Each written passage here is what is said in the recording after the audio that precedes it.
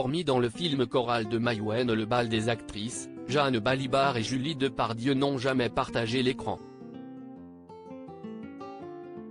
Il faut dire que les deux comédiennes aux carrières respectées mais diamétralement opposées n'ont pas l'air de faire les mêmes choix. Plutôt fan de drame et d'histoire vraie, Jeanne Balibar, qui sera notamment dans le téléfilm Diane de Poitiers sur France 2 ce lundi, est une actrice puissante et grave, qui s'essaie assez rarement à la comédie.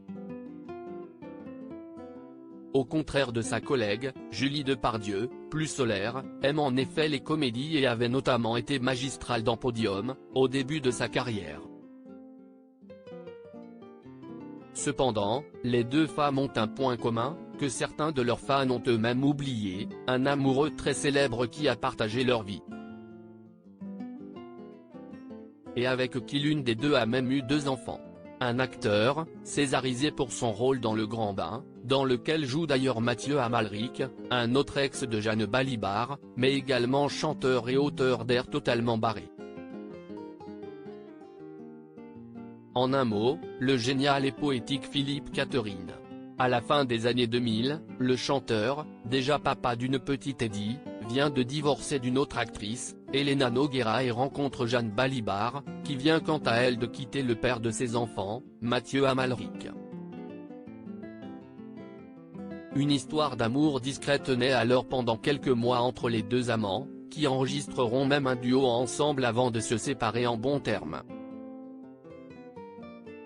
L'actrice retrouvera plusieurs mois plus tard l'amour avec le metteur en scène allemand Frank Castorf, pendant que Philippe Catherine se mettait en couple avec la fille aînée de Gérard Depardieu.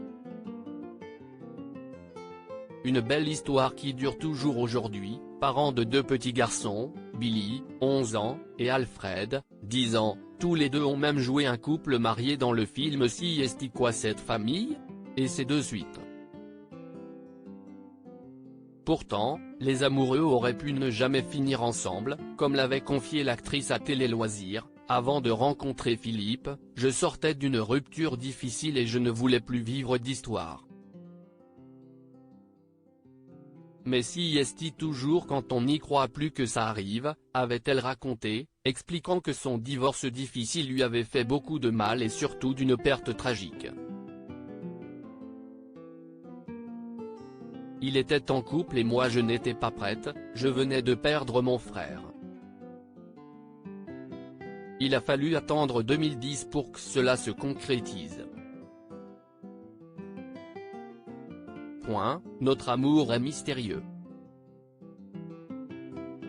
Jamais je n'aurais pensé que cela me tomberait dessus. D'ailleurs, je ne voulais pas d'enfant, l'idée me faisait peur. Je ne pensais pas être faite pour la vie de famille, avait-elle conclu dans une autre interview, 2 ans plus tôt. La vie de famille, désormais, elle ne l'abandonnerait plus pour rien au monde.